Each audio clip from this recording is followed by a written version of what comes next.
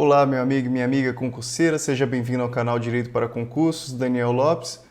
Eu espero que você esteja gostando do conteúdo que temos feito.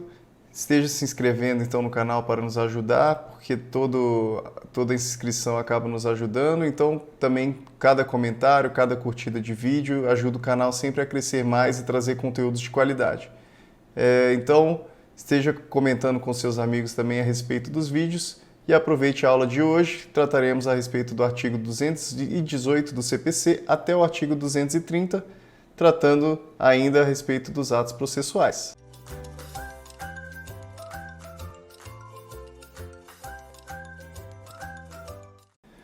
Vamos lá, meu amigo concurseiro, continuando nos estudos dos atos processuais. Hoje iremos começar um novo capítulo tratando a respeito dos prazos.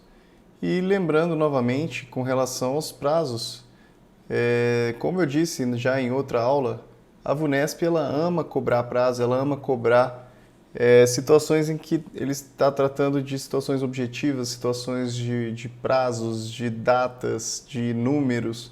Então ele ama dizer que é 5 dias, ou que é 10 dias, que é 15 dias, que é tantas horas. Então preste muita atenção na aula de hoje. Nessa aula que iremos dar hoje, porque ela realmente tem uma relevância grande para a sua prova de escrevente do TJ São Paulo. Seção 1 diz disposições gerais, não tem muito o que dizer aqui. Então, 218, os atos processuais serão realizados nos prazos prescritos em lei, então, primeiramente, legalidade. Os prazos precisam seguir aqui a lei.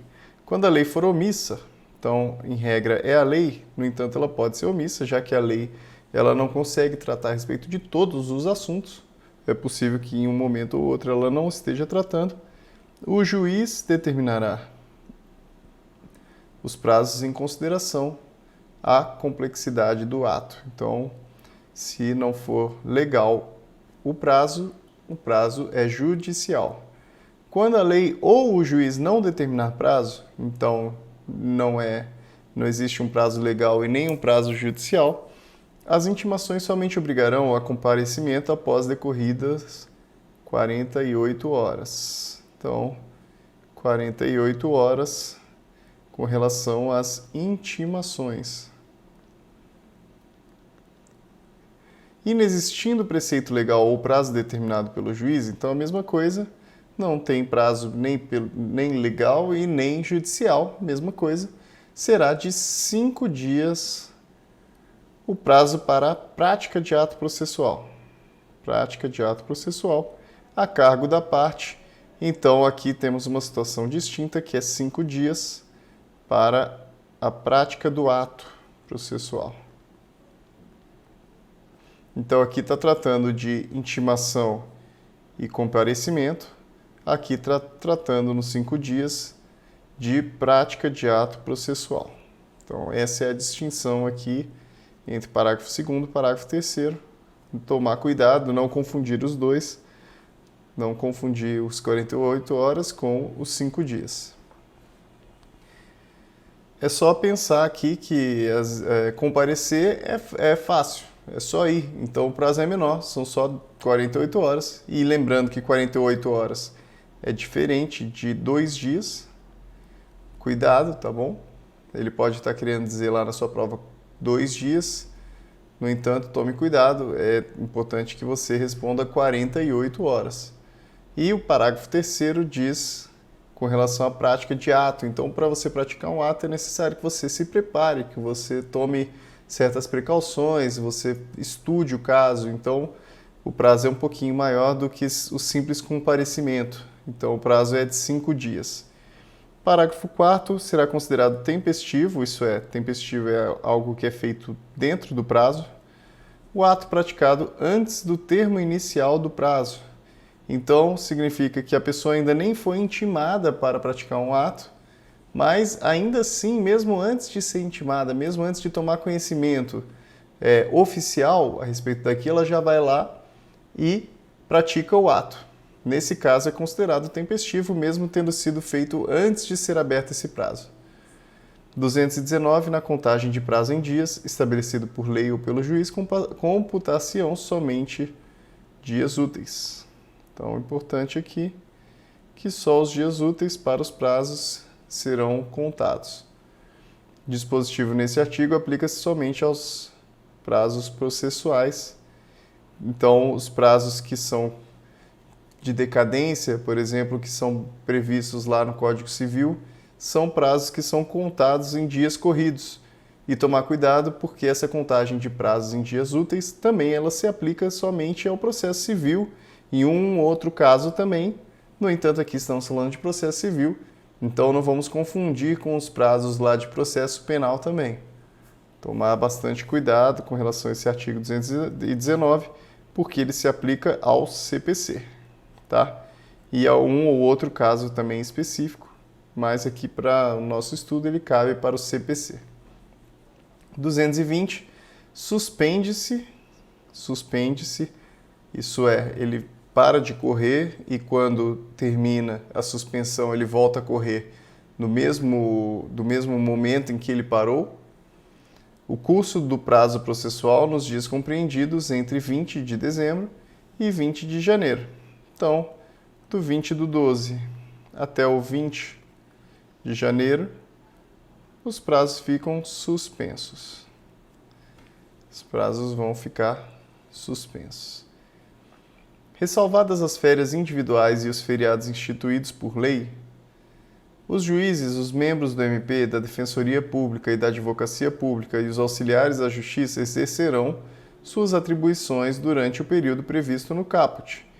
Então, caso ele não tenha tirado férias nesse período, ou caso não haja alguma lei instituindo um feriado nesse período, eles irão atuar normalmente. Agora precisamos lembrar que existe sim o feriado forense, que é instituído por lei, que abarca um período desse daqui, que é de 20 de dezembro até 6 de janeiro, que normalmente há ali um período em que não só os prazos não correm, mas costuma ter somente um plantão para os casos mais urgentes que acabam acontecendo durante esse período, mas, em regra, é isso daqui, do parágrafo 1º.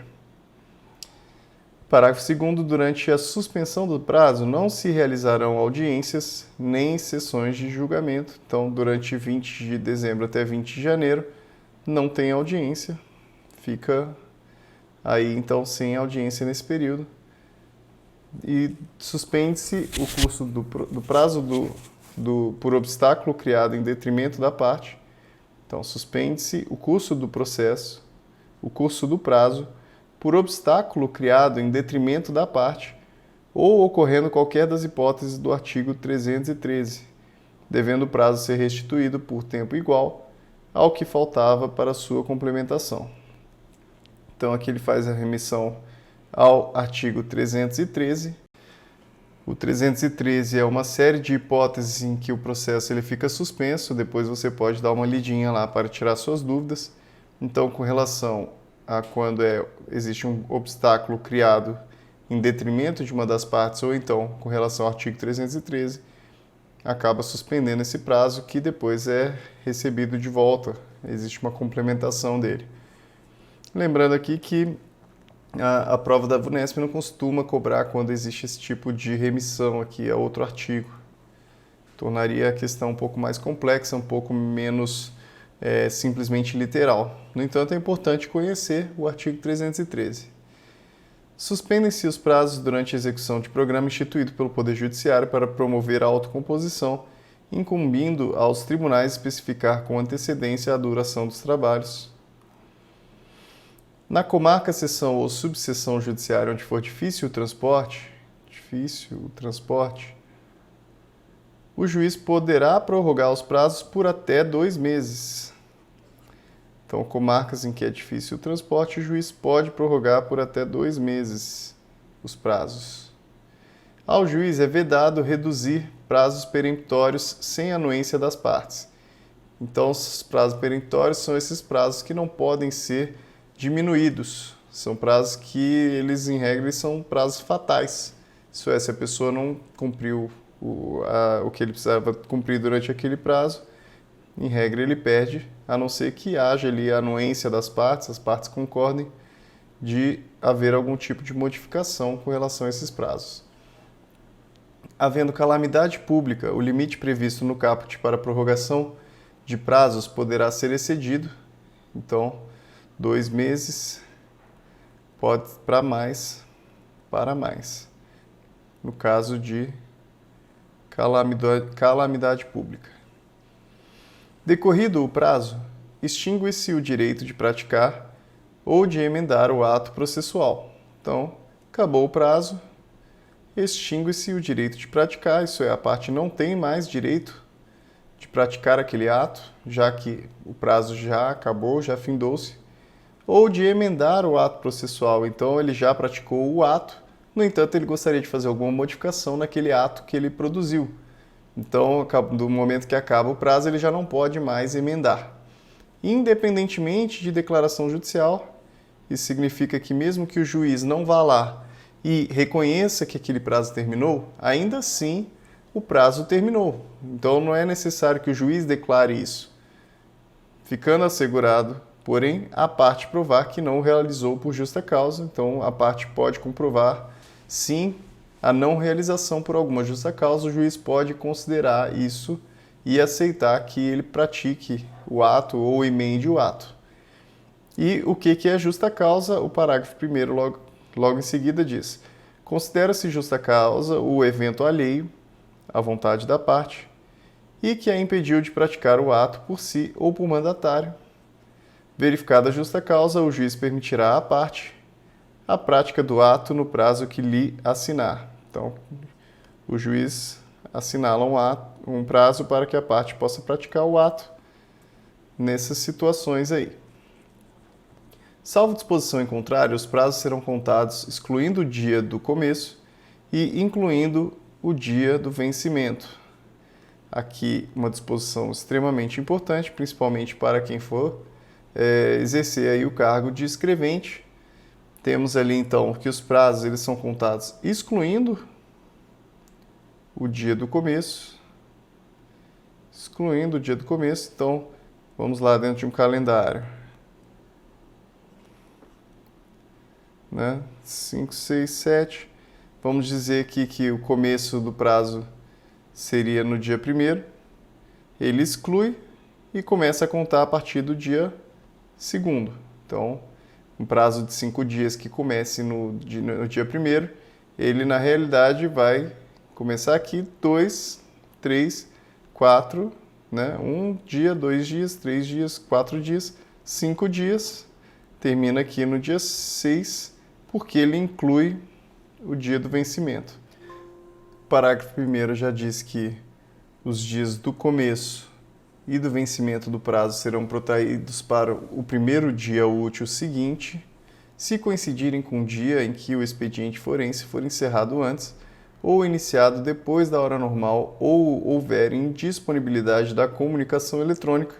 Então, digamos ali que na quarta-feira o sistema estava indisponível ou então acabou sendo iniciado fora do horário normal. Então, a pessoa queria ali praticar aquele ato durante aquele período e acabou não podendo porque ele não estava aberto no horário normal, ou então porque o sistema estava indisponível, ou porque foi encerrado antes. Então, em razão disso, ele acaba indo para o dia seguinte, o dia útil seguinte. Então, é isso que ele fala aqui, para o primeiro dia útil seguinte. E tanto para o dia do começo quanto para o dia do vencimento funciona da mesma forma. Parágrafo 2º, considera-se como data da publicação o primeiro dia útil seguinte ao da disponibilização da informação no Diário de Justiça Eletrônico. Então é feita uma publicação lá no Diário de Justiça Eletrônico. E que dia que se considera essa publicação? O funcionário vai lá, ele disponibiliza uma informação, só que essa informação ela não é considerada o início do prazo. O que vai se considerar como data de publicação, a data de publicação após a disponibilização, é o dia útil seguinte à disponibilização dessa informação. Então vamos dizer aqui que começou numa quarta-feira, foi disponibilizado, considera-se numa quinta-feira quinta-feira, a data da publicação, que é o primeiro dia útil seguinte. Caso tenha sido feito na sexta-feira, essa disponibilização, a publicação ela vai ser considerada na segunda-feira. Segunda-feira, porque é o primeiro dia útil seguinte, lembrando que não vai se considerar útil o final de semana, o feriado também. A contagem do prazo terá início no primeiro dia útil que seguir ao da publicação. Então, o prazo ele conta depois da publicação, da data da publicação, começa a considerar o prazo aqui, início. Prazo início. Então, disponibilizou na quarta-feira, data da publicação na quinta-feira, início do prazo na sexta-feira. Tá? Então é assim que conta o prazo com relação à publicação, disponibilização no Diário de Justiça Eletrônico. 225, a parte poderá renunciar ao prazo, então renúncia de prazo, estabelecido exclusivamente em seu favor, desde que o faça de maneira expressa. Então ele pode renunciar ao prazo, no entanto precisa ser feito expressamente, ele precisa manifestar isso nos autos. O juiz proferirá despachos, decisão interlocutória, sentença, despacho em 5 dias, decisão interlocutória em 10 dias e sentença em 30 dias. São considerados prazos impróprios. Isso é, são prazos impróprios porque caso o juiz descumpra esses prazos, não existe nenhum tipo de sanção e por causa disso são considerados impróprios. Artigo 227. Em qualquer grau de jurisdição, havendo motivo justificado, pode o juiz exceder, por igual tempo, os prazos a que está submetido. Isso é, como ele tem essa questão de prazo impróprio e havendo motivo justificado, ele pode exceder esses prazos. Incumbirá ao serventuário remeter os autos conclusos no prazo de um dia. Então, serventuário remete os autos conclusos no prazo de um dia e executar os atos processuais no prazo de 5 dias. Então, para remeter autos conclusos, a primeira situação, remeter autos conclusos, ele precisa remeter em um dia, então remeter para o juiz decidir em um dia, e para executar aquilo que o juiz determinou, ele tem 5 dias.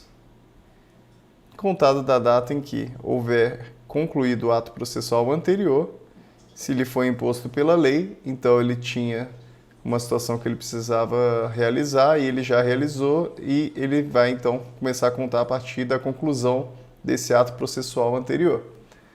Ou então ele tiver ciência da ordem quando determinada pelo juiz. Então, no momento em que o juiz determinou, o serventuário ele toma ciência e a partir dessa ciência é que começa a contar o prazo dele para cumprir aquele ato.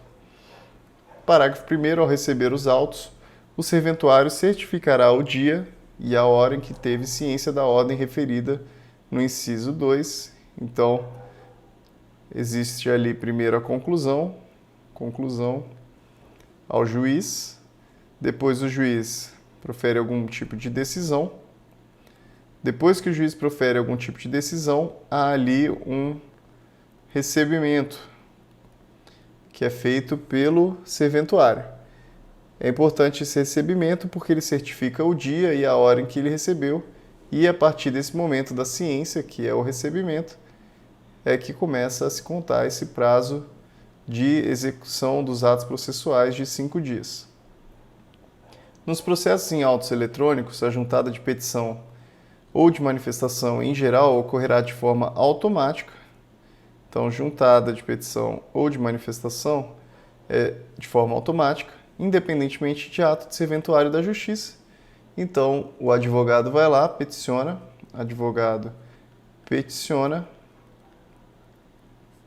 e esse peticionamento dele, como ele é feito de forma eletrônica, ele já é inserido nos autos. Ele já é inserido nos autos automaticamente. Não é necessário que o serventuário vá lá, pegue aquele documento, insira no sistema, porque o advogado ele já peticiona diretamente nos autos. Então não tem essa preocupação mais em razão dos autos serem eletrônicos. 229, litisconsortes que tiverem diferentes procuradores, então diferentes procuradores de escritórios de advocacia distintos, terão prazos contados em dobro para todas as manifestações, em qualquer juízo ou tribunal, independentemente de requerimento. Temos então aqui, primeiro, é necessário que sejam litisconsortes.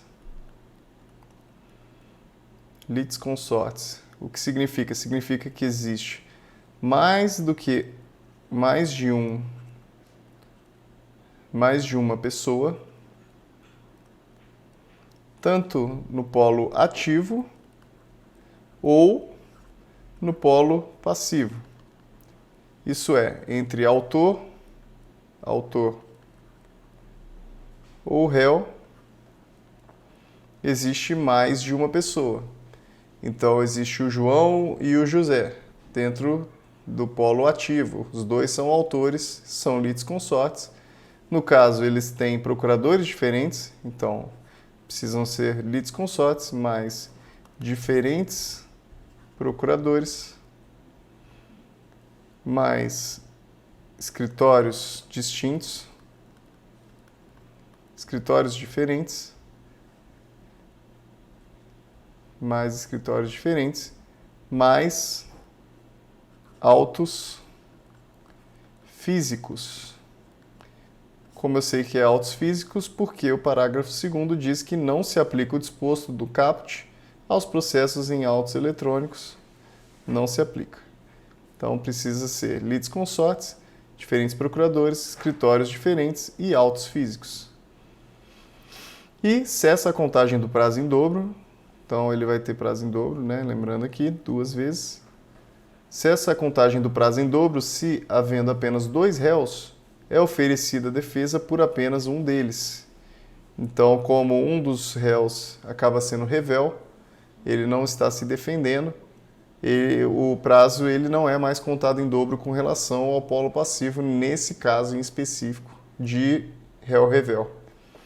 230, o prazo para a parte.